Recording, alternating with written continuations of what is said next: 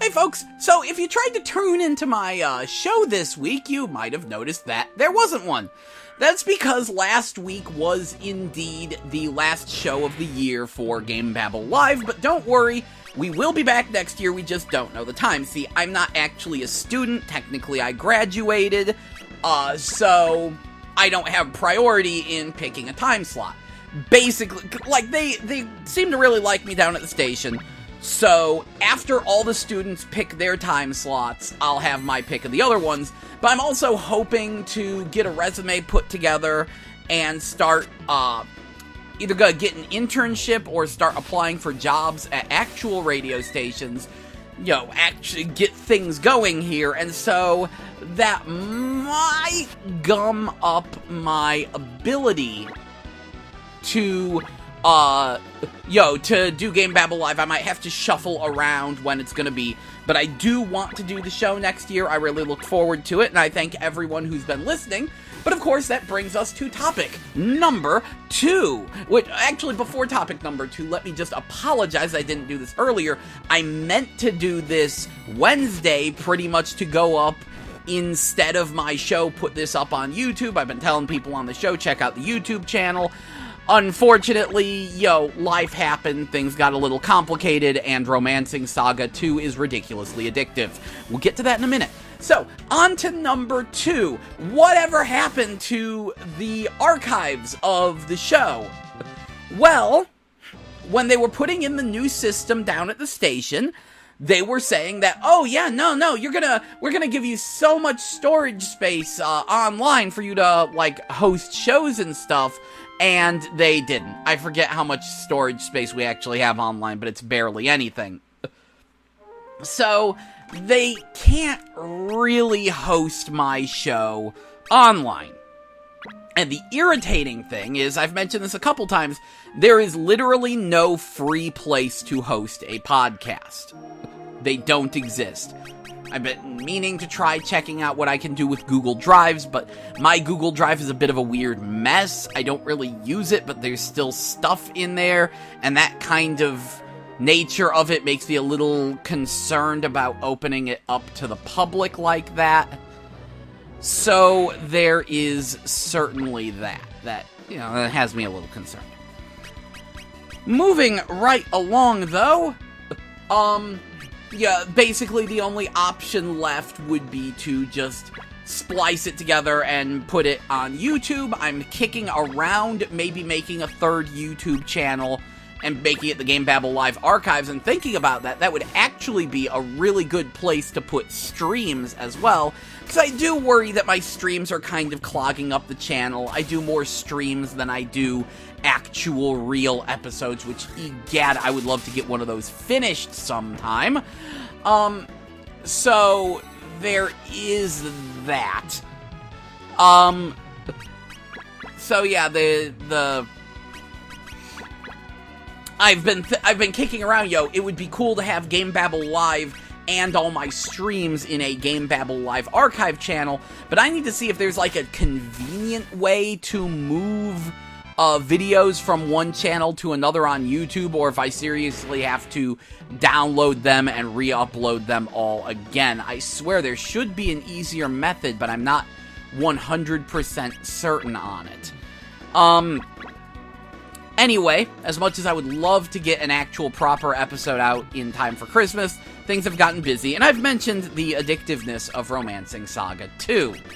So let's move on to that. Something a little bit more fun, because oh egad, I am loving this stupid game.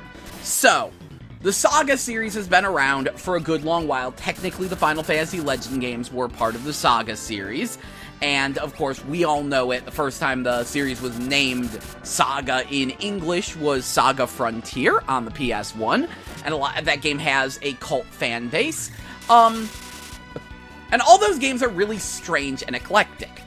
And here's the thing, I haven't liked a single Saga game except for Final Fantasy Legend 1 and 2, especially 2.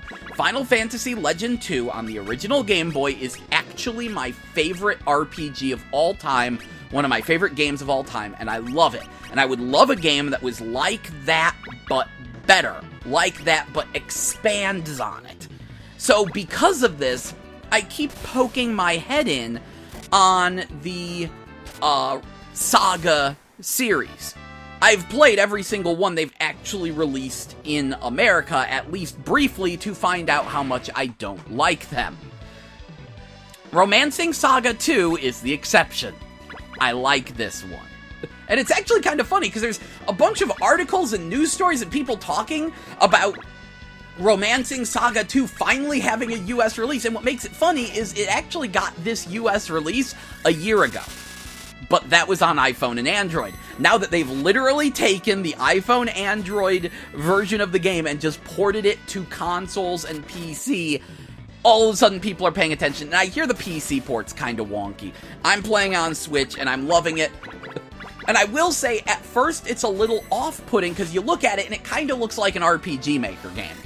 And, like, the HD backgrounds kind of look generic, and it's like, this kind of looks bad. It's better than what happened to Final Fantasy 5 and 6 with their mobile versions. But you still look at it and it's like, I don't know about this. When you compare it to how the original looked, though, oh my crap, you guys. You have no idea. Because the actual, like, running around the world and the towns, that looked pretty darn alright, pretty darn good on the original 1993 Super Famicom edition. The battle backgrounds, however, were trash. Look them up. The battle backgrounds in the original game had a tiny strip of scenery and then just a repeating, like, monochrome floor tile pattern. It looked awful. And once you see that, you begin to adjust to how the remake looks, and it's like, this is actually the best choice. They kept the player and enemy sprites exactly the same, and then they redid the world map and battle backgrounds, and the result is pretty much best of both worlds. I really like the animated sprites, too. I wish they animated more of them, but certain special enemies actually get sort of a little bit of flash animation added to their original pixel art sprites. But the game itself is very amusing. It does a very good job getting you started, because it opens with, like, you can sit there and you can watch an intro before the main menu, but when you click go, you choose the gender and name of your final emperor, and then it's just, bam, this is the emperor, the monsters in this cave are giving the townspeople trouble, we gotta defeat them, we're gonna use the Imperial Cross formation, stay in the back, my weak son, and learn to fight from us. And immediately, you have a full party with some skills and monsters to beat up, a mission. There's, like, no freaking waiting. And then, you get back to town and you get a little bit of information. Okay, you've got the strong son and the weak son, but the weak son is smart, but, he doesn't really want to fight and stuff. And then, and it all plays out and introduces you to the concept of succession. And it does a pretty good job easing you in, except for when you have to sneak into that fortress at the end and you need to find the thief, and that is obtuse as heck. And if you don't find the Thieves Guild, then you are locked out of having thieves for the rest of the game, it seems. And the secret is to go into the fireplace in the weapon shop, of all stupid things. It's a little dumb there. There's a lot of dumb parts. But after, if either your party wipes in battle, though, or you clear that mission with, the second generation Emperor Gerard from the beginning, then it's like, okay, pick your new Emperor, and it's just a bunch of generic classes with names attached to them. And that's when the game reveals its true colors. There are no real characters in the game, or very, very few. It's all just generic classes with different palettes and names attached to them.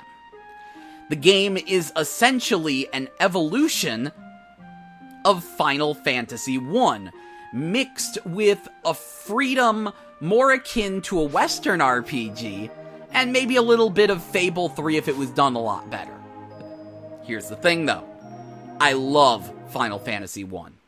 I love generic character classes, and I love what I call a make-a-party RPG. I don't know how else to describe them. I love the RPGs where I get to build my own adventuring party, where I don't have to deal with all of these pre-made named characters. I just put together the party of what I want and go adventuring. Like, of course, the original Final Fantasy Legend, like Final Fantasy 1, like Dragon Quest 3, like Dragon Quest 9, like Ultima Exodus, like a lot of these games, like the Etrian Odyssey series. But the Etrian Odyssey series has certainly spawned a lot of imitators, and those really annoy me. Because the grand majority of the make-a-party RPG genre is in first person, with your different characters just appearing as face portraits at the bottom of the screen, if that. What in the heck is the point of me picking out my absolute perfect party if I don't even get to see them? So that's one of the reasons why I'm very much liking Romancing Saga 2. It is a make-a-party RPG. You know, you pick from a couple different generic classes to be your next emperor, and then you run around the castle and you grab a handful of generic classes, form an adventuring party, get equipped, go out into the world, and take on quests to expand your empire. And it's freaking great. And as you do these quests, your empire gets bigger, you get more money from taxes and can fast travel to different towns, and you unlock more classes, including the ability to get Nereids, which are basically mermaids, and lizard men, and apparently late in the game there's some kind of harpy dryad hybrid called an iris.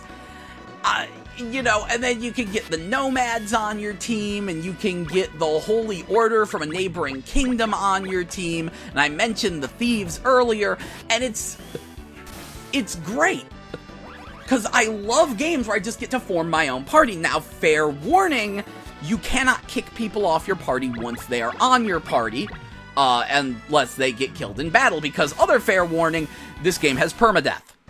This game is made of permadeath, and it works out so much better here due to the fact that they are generic classes. Yes, you can technically just go back to where you found that generic class and recruit the next one in the line of succession for those. But you do still miss out on that specific character and how much you had built them up to a degree. Like, some of it passes on to the next one in the line of succession that isn't the Emperor, but for the most part, you're kind of starting fresh, so you don't want your characters to die, but it isn't freaking game-wrecking when they do, which is important because this game is mean.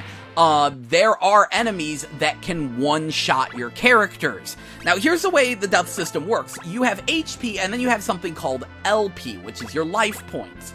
When you run out of HP, you lose 1 LP. And if enemies actually attack you while you're on the ground, you will lose 1 LP for every time you're attacked. Run out of LP, and that character dies. Now, you can get a potion to restore 1 LP, but it is kind of an ordeal to get. It's not just something you can stock up on and spam unless you spend a bunch of time, like, running back and forth. Because the way it's set up, you have to fight your way through a cave to get a potion from a witch, and the potion costs the maximum amount of money you can carry on your person. So that means you would have to fight your way through the cave, get the potion, leave, go back to your capital, fill up your wallet again, go back into the cave, get a potion. Yeah, it's more of a last resort thing. But yes, your emperor can die, and if your party wipes, it's just, okay, everyone's dead, pick a new emperor. Now, thankfully, you can save anywhere, so abuse that, please. But if your party wipes, yeah, whole new party. Just everyone's dead, move along. But if only your emperor dies, found this out, if only your emperor dies, you get to choose one of your other party members to become your new emperor. And the emperors, they get specifically inheritance magic, where all the skills that they earned are passed along to the next person, regardless of who they are. So, like, I passed my skills along to a martial artist. Well, martial artists always start with some levels in martial arts and some martial arts skills. But I don't actually use those martial arts skills, right? Guess what? When I pass my skills along to the next successor, they get to keep the innate martial arts skills of one of the emperors being a martial artist. It just sort of builds up over time. It's pretty cool, and I'm loving it. It's very addictive, but it has a lot of hiccups. First and foremost, every time after a battle, everyone gets full heals, none of the status effects stays, which is good because that gives them an excuse to make every single random battle utterly brutal. A lot of random enemies can inflict status effects on your entire party. You will lose characters to random battles. They are a struggle, and they stay that way because the random battles actually kind of scale to your level, which is why it's advised not to grind, which is a bit of a misnomer because the bosses generally, a few of them do, but most of the bosses don't scale to your level. So I've run into quite a few situations where I've been able to fight my way through a dungeon only to get to a boss that one-shots my entire party. I was actually stuck at this. I was stuck in a situation where I fought through a dungeon, ran into a boss that could one-shot my party very quickly. So I left that dungeon, fought my way through another dungeon, and ran into another boss that was doing the same thing. But interestingly, I finally found another quest that I was able to clear that caused a generation skip, and when I came back with the next generation, even though I went there immediately, I was able to beat the Termite Queen, which was one of the bosses I was stuck at, very easily, even though I was using the same strategy and pretty much nothing had changed. It was very weird. It makes me wonder if there's like a secret age stat because that generation had gone on too long. I don't know. The game is full of obtuse, weird, unexplained things. Like, apparently if you use a bow, don't wear gloves. There is nothing in the game to tell you this, but gloves reduce your accuracy with a bow, but only if you're using a bow. The sheer amount of just random, unexplained, weird stuff in the game. Well, that's what the Saga series is all about. And yes, there are some utterly brutal missables in this game. But at the same time, in case you couldn't tell, it's not very plot heavy, so grab an FAQ, look up the Super Nintendo FAQs.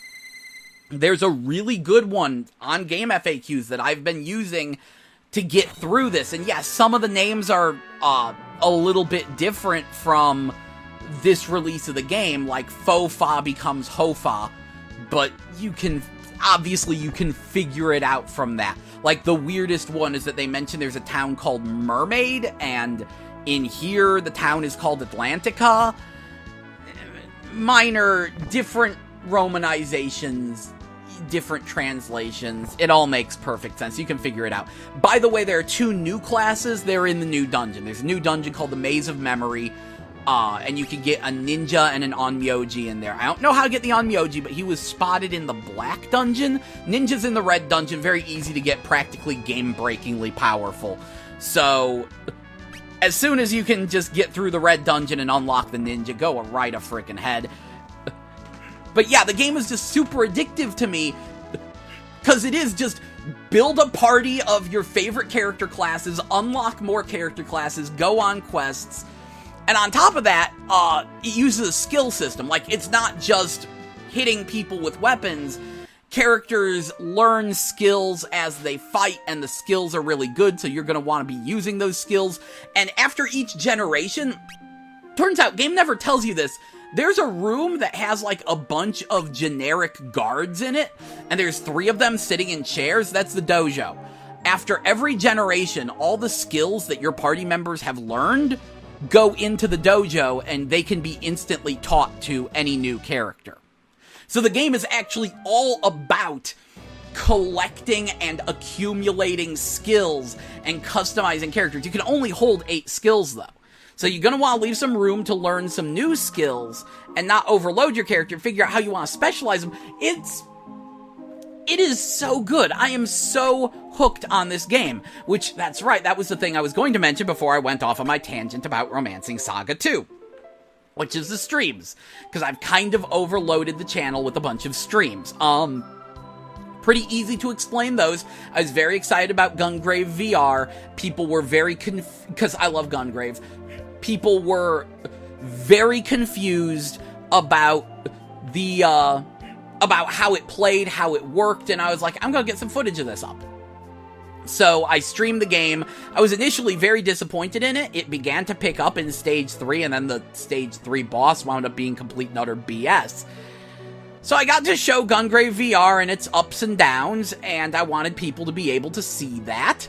And then, of course, the chat was like, so Red Entertainment makes good games, right? The original Gungrave was good, right? It's not like this. So, of course, I had to stream the original Gungrave. I don't know how long it's going to show up, because as soon as I posted it, I got a copyright claim due to the music. Turns out all the music in the original Gungrave is, like, owned by Victor Music.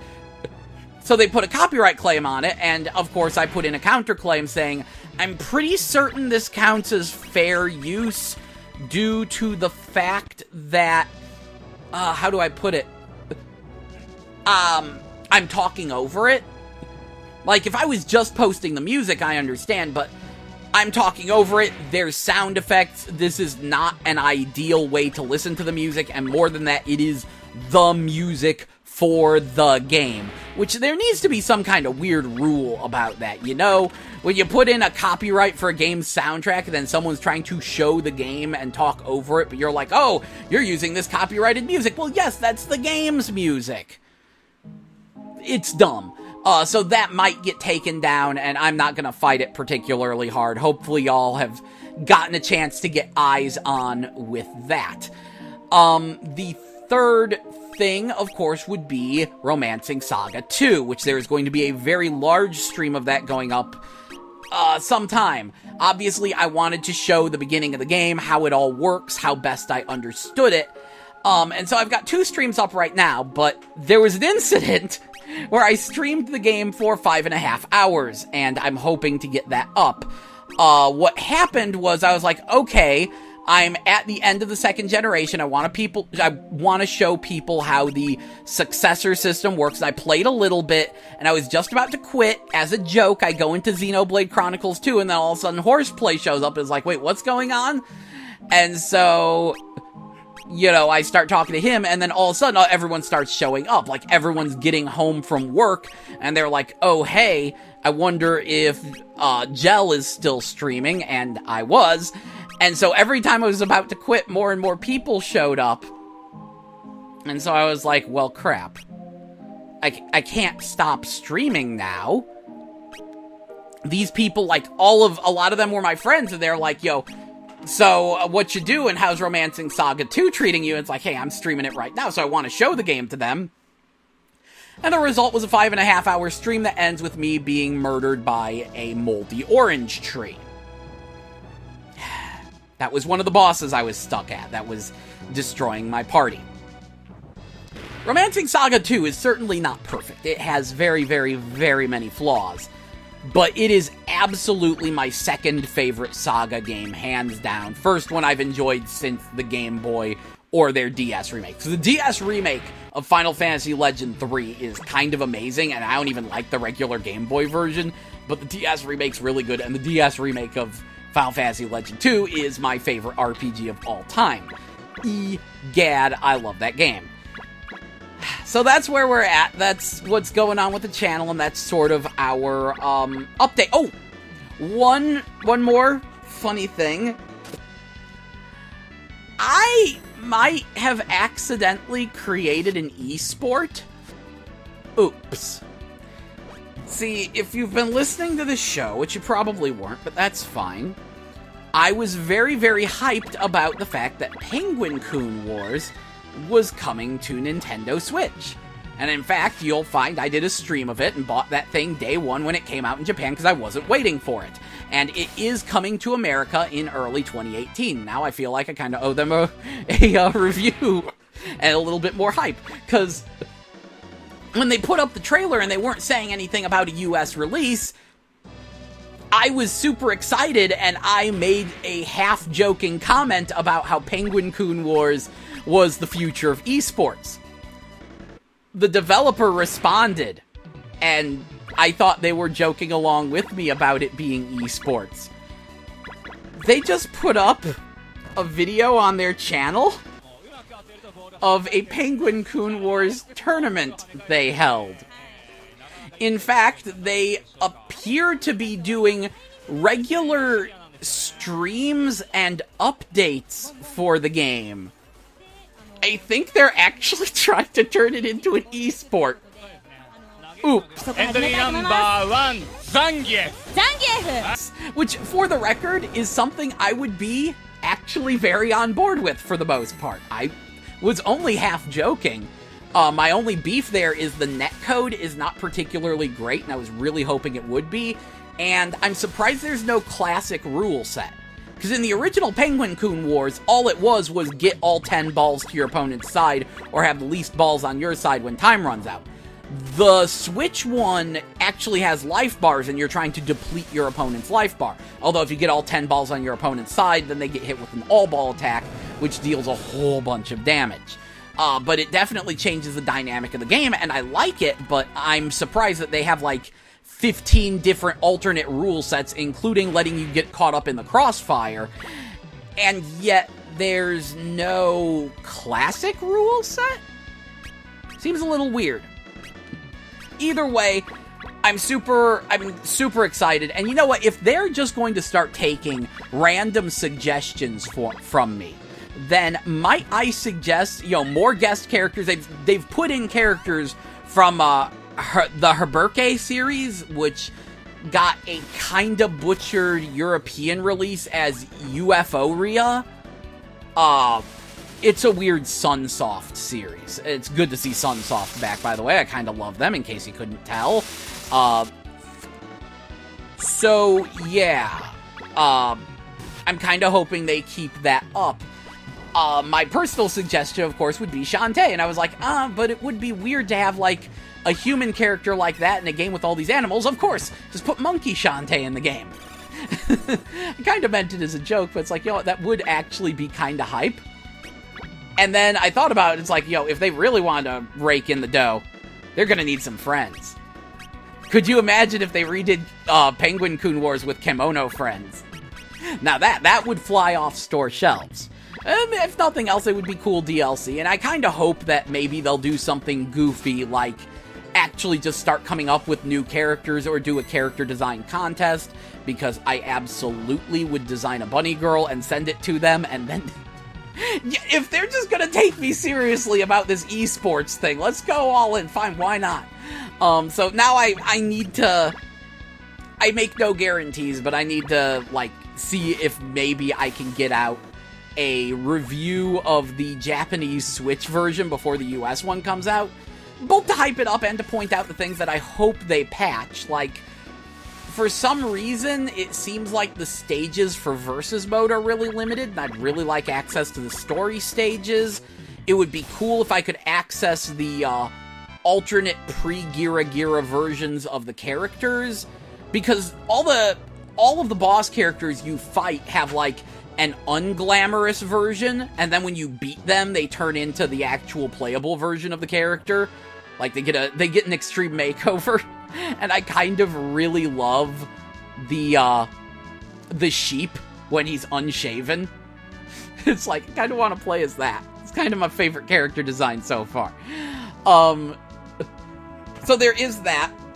Moving right along, I'm hoping, I make no guarantees, I don't know how busy Christmas is going to be, but I can already guarantee you I'm going to get a pile of random games, and I'd love to stream them, so I'm hoping to do a Christmas Day stream.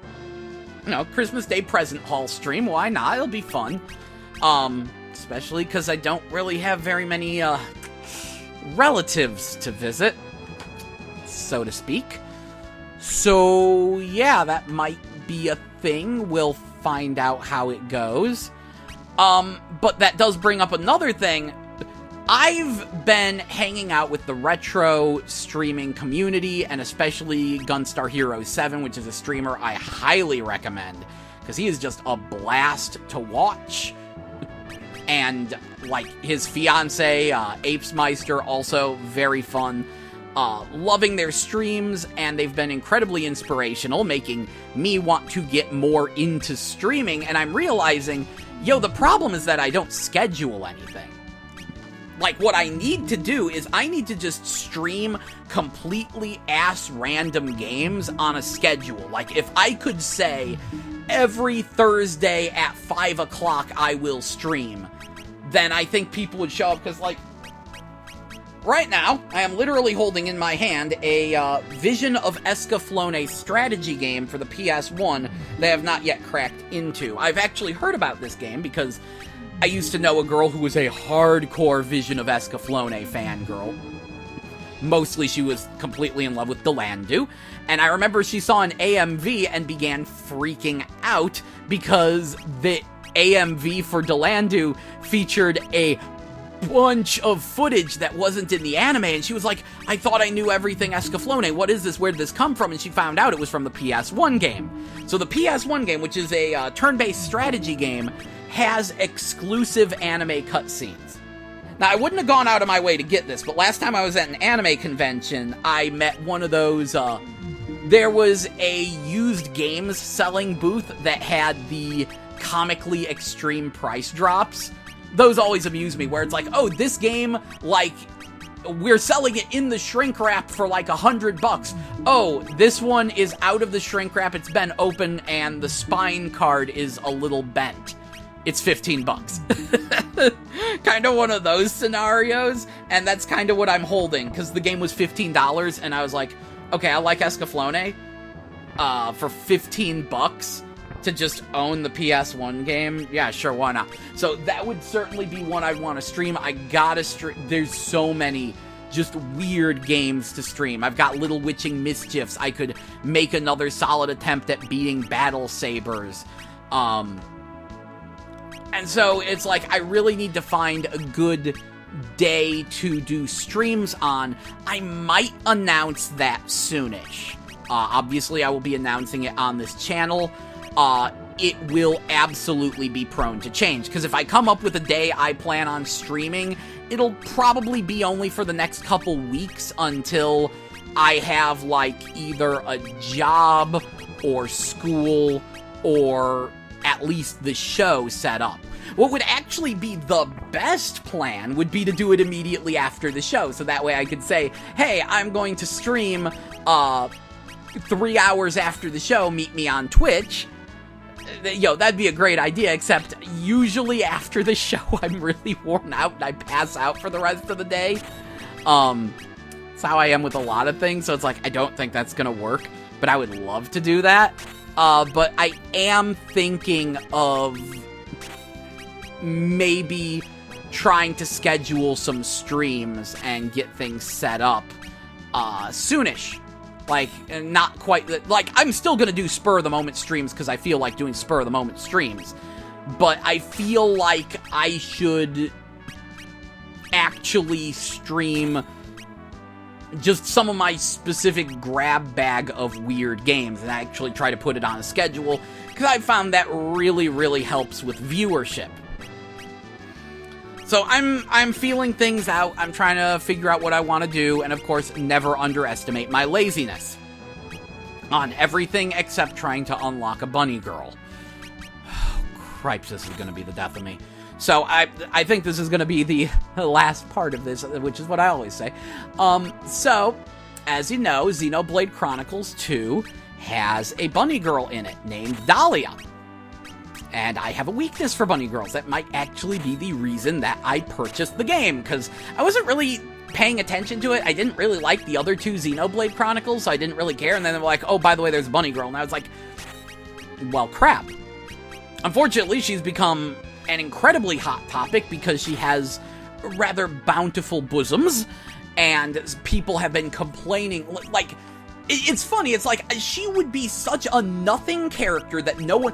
I am having the darndest time getting this through people's head, because I argued with a good friend of mine for, like, hours about this, and he's like, no, this character would have been popular anyway because of the big boobs and blah, blah, blah, and, it's just like Tifa, and it's like, no, it's not. You need to understand, this character is a rare blade. You can go through the entire game without, like, because he doesn't, and I tried to explain this, and, like, the next 2 days later, he's like, wait, what do you mean you don't have the character? What are you grinding for? I don't understand how the unlock system works. It's like, I was trying to explain it to you, because this is the whole reason why the entire controversy surrounding this character is so astonishingly stupid. She is a rare unlock. There is a 99% chance you will play through the entirety of Xenoblade Chronicles without ever encountering this character. If you do, you never have to use her. She is not plot relevant. She is a rare blade. She is a rare unlock. She is a weapon. The game is about living weapons. And so you don't even have to use her. Yes, she has like a side quest.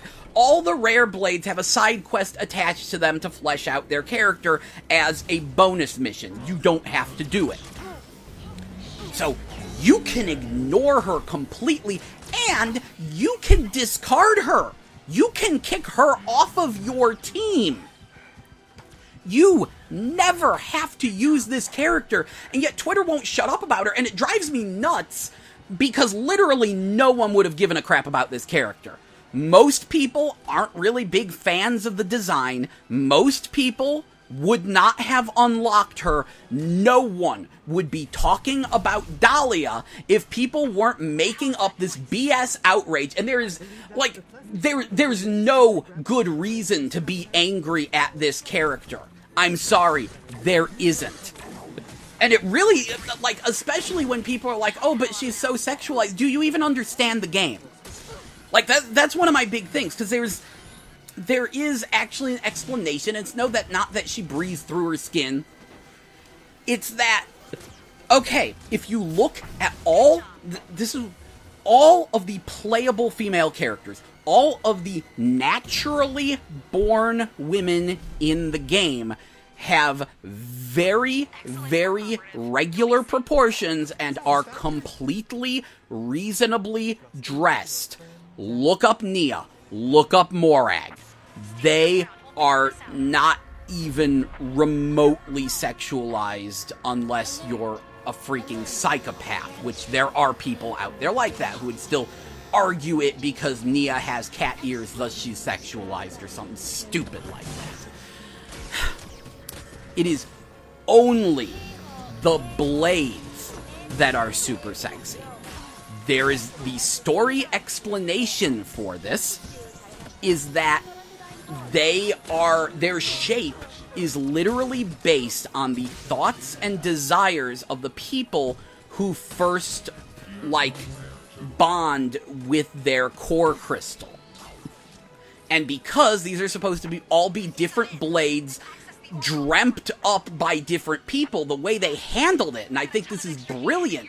Apparently, Monolith doesn't have an in-house character designer.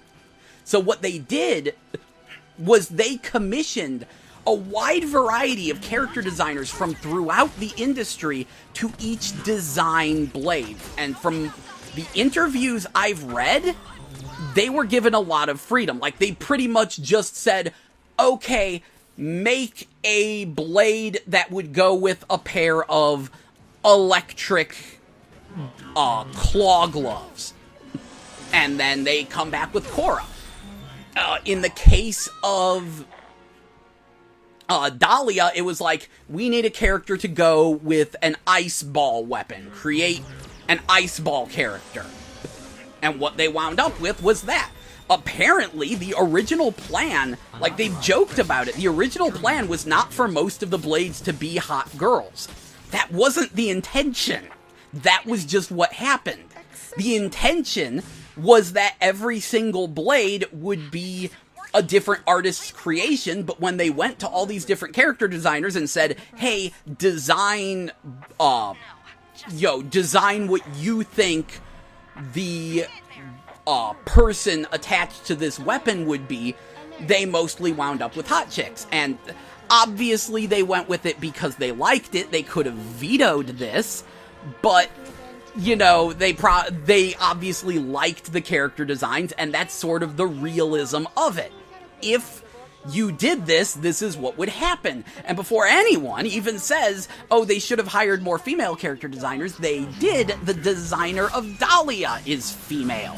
Her name is Risa Ibata, and she does the character designs for Macross Frontier and Macross Delta. She's worked a lot with the Macross series.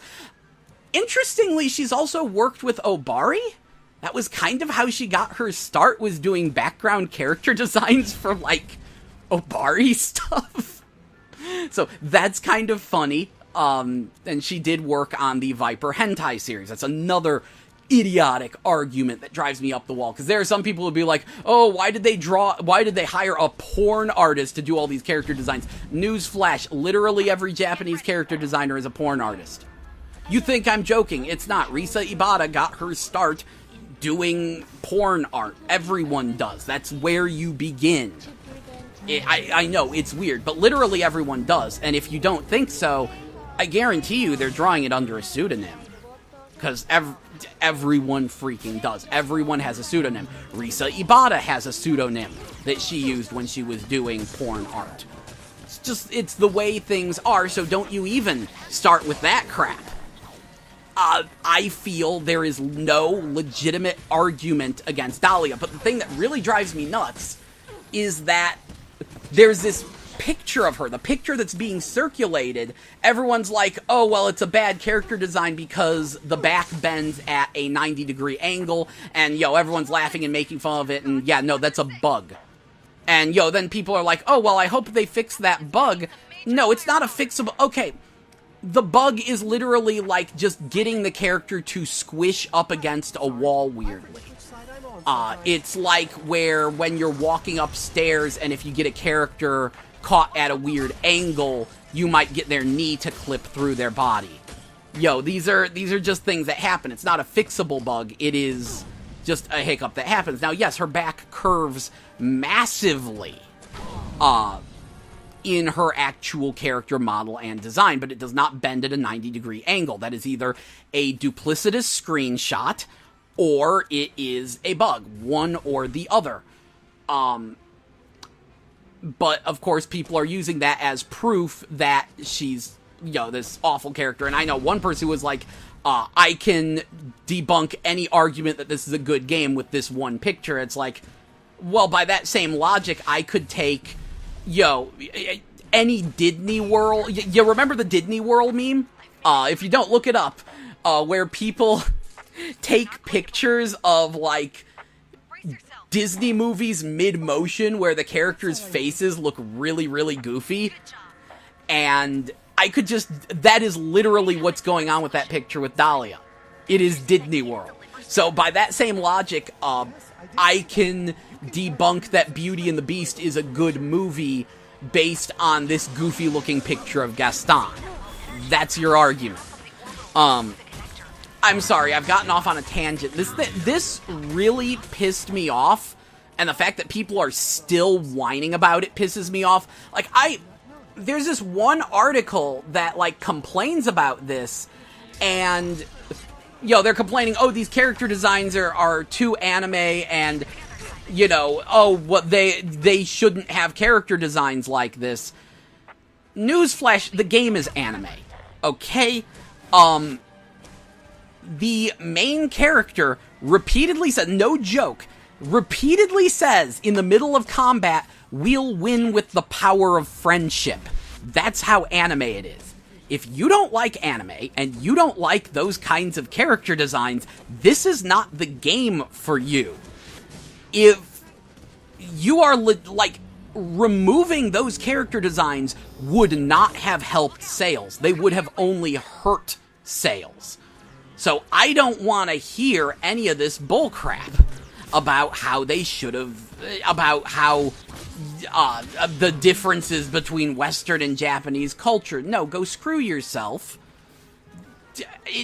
It's... The only cultural difference is your own stupid prudishness, and I've heard literally every single stupid argument about this. And yes, I had an article written up for my blog that I still haven't posted on this topic, pretty much covering everything I just said. The reason I haven't posted it was, number one, now I need to revise it a little bit, but also because, I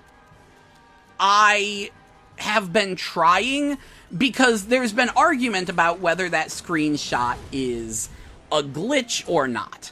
And I have been desperately trying to unlock that bunny girl. I have spent 110 hours grinding for this character. This is longer than the length of the entire game.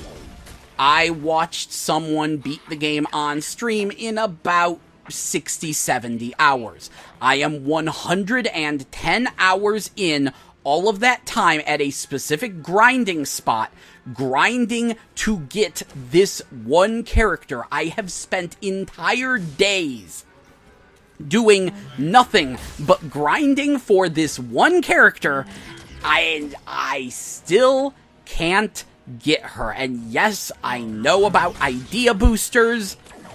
I know about everything. I'm at the spot with the crabs of fortune. And now I'm a little worried because there is an update for the game tomorrow, and there's a good question on if the crabs of fortune was an intentional thing you were supposed to grind or not.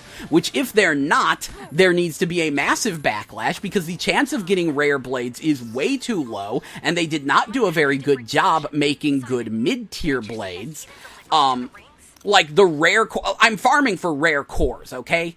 Which are treated like these big special boss drops. Yeah, they're garbage. I've been through like 100 rare cores and I don't have this character. I've gotten a couple rares. Like, I have almost all the other rare blades unlocked now, in fact. All the ones you get from just random cores. But I cannot seem to get Dahlia. And I have been just struggling. And I've heard every single theory about this. And yeah, no, like, I'd really like to provide some actual footage and screenshots of this character, and I refuse to play any more of the game until I get this character unlocked. We are stalled here until this character gets unlocked. And yeah, if they patch out that grinding spot, I am actually quitting the game. No joke, like, I'm done. I am fucking done if they patch out that grinding spot. If they don't, then I'm just going to keep at it. But if they do, I'm out. Like, unless they also drastically change the rates at which you get rare blades. Because, which is actually why I've just farmed a bunch of rare cores in preparation for this to happen, honestly.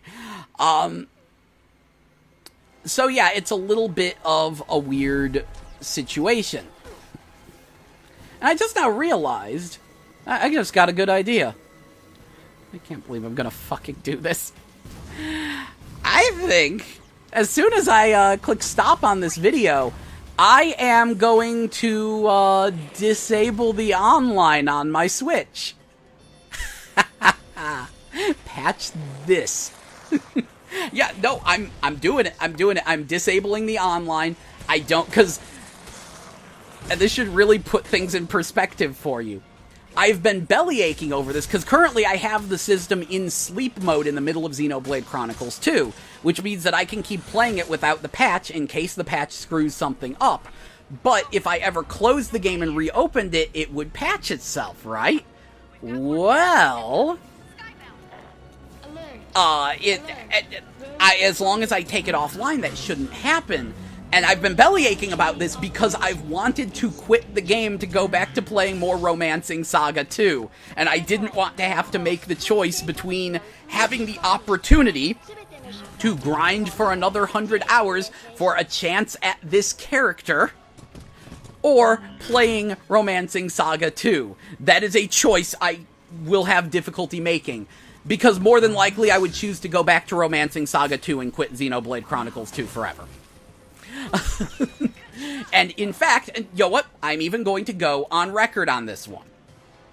I like Romancing Saga 2 more than Xenoblade Chronicles 2, and I have been actually kind of enjoying spending 110 hours grinding for this one character.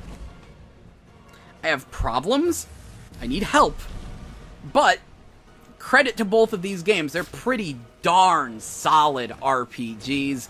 I am enjoying them. Ish. But with an asterisk, because, oh man, it hurt so much when I got stuck at those bosses in Romancing Saga 2, because it's like, I'm not supposed to grind, but I can't beat these bosses. They are just destroying my party, and there was nothing I could really do about them, and it was driving me up the wall, and I actually hated the game at that point. I wanted to quit. I was like, this is awful. This is abysmal. It was no longer fun. Especially with how stupid the encounter rate is in the game. Romancing Saga 2 actually has no random battles. You see all the enemies on the screen. That actually results in more fights instead of less, because there's so many enemies and it's so hard to evade them. And they actually have running as a mechanic. You hold B to run, but if you run into an enemy while running, it breaks your formation, and formations matter because all the different formations give you different strengths and weaknesses, buffs and debuffs, and make different characters easier or harder to target. Like, the starting formation you get is the Imperial Cross. The person in the very front gets a speed decrease. The person in the very back gets a massive speed decrease. But the person in the front is going to take the brunt of the damage. They are the easiest to target. Most attacks will go to them. The person in the middle and in the back, however, will be the hardest to target. And it is pretty much focused on defending those two in the back. And then the top and bottom don't get any special benefits or debuffs at all. And it's a very deep and interesting game. I'm loving Romancing Saga 2, but yeah, like, you kind of want to have the Imperial Cross handy, especially because different characters have different amounts of LP, so your tanks have way more LP than, like, your mages, and I'm cycling people through here based on how much LP they have. Good. I am loving this stupid game. Be careful with the Steam release, because I'm hearing it's a bit wonky, and honestly, it's a little bit of a bad mobile port, because if you look, some of the straight lines on the backgrounds are really wiggly, because the resolution upscaling isn't that great, because it's not like actually the original HD art. It is an upscaling of the art, and yeah, it is a little wonky of a port, but at the same time, I'm loving this game. This is really fun. I'm loving both of these RPGs. I'm having a blast. Oh my crap. No. I was going to say this might finally dethrone Sonic Forces as my game of the year for 2017, but Romancing Saga 2 is from 1993. So I'm not going to count that as my game of the year. It's a tough contender, though. I am having that much fun with it. And as for anyone wondering about Sonic Forces, that was interesting. I have not picked it up again after the 2 weeks straight of playing nothing but Sonic Forces. I've unlocked a ton of things and pretty much squeezed the whole thing dry. It was a hoot.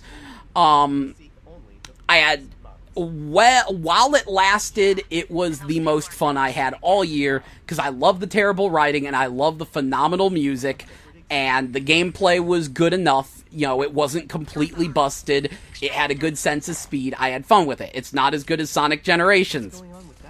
But I burnt myself out on that game super hard. And I mean that. Because I played that game for pretty much 2 weeks straight, like, hardcore, trying to unlock every single costume part I possibly could. I don't have all of them, but I unlocked a lot.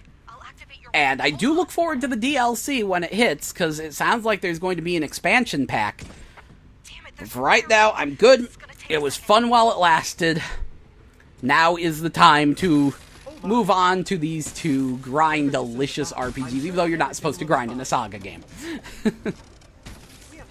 Anyway, I hope you've enjoyed listening to this goofy update. Yo, what? One more update. Yo, it's funny. I've actually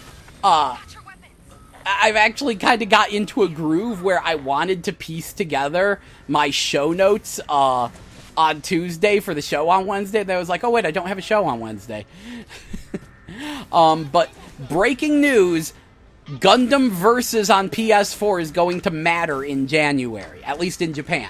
I'm sure it'll matter a little bit later in America. Because they have announced that the next DLC Gundams coming out in Japan in January are the God Gundam and the Master Gundam. In short, the G Gundams. If you're unfamiliar, G Gundam was a Gundam TV series that was literally Street Fighter Gundam. It was about martial artists in giant robots competing in a giant robot martial arts competition. And it is as cheesy awesome as it sounds. It is also the most hated Gundam series in Japan, because it was the first alternate universe, the first one not handled, so the first one that didn't link in with all the other series, the first one not handled by Tomino, and it was a huge betrayal because it was a super robot series instead of a real robot series, and Gundam pretty much invented real robot. Like, I kind of want to wrap this up, but I will say you actually wouldn't have Battletech and Mech Warrior without Gundam. No, seriously, there is a, like, direct line of descent from Gundam to Battletech that I can trace out for you, but I'm getting off track.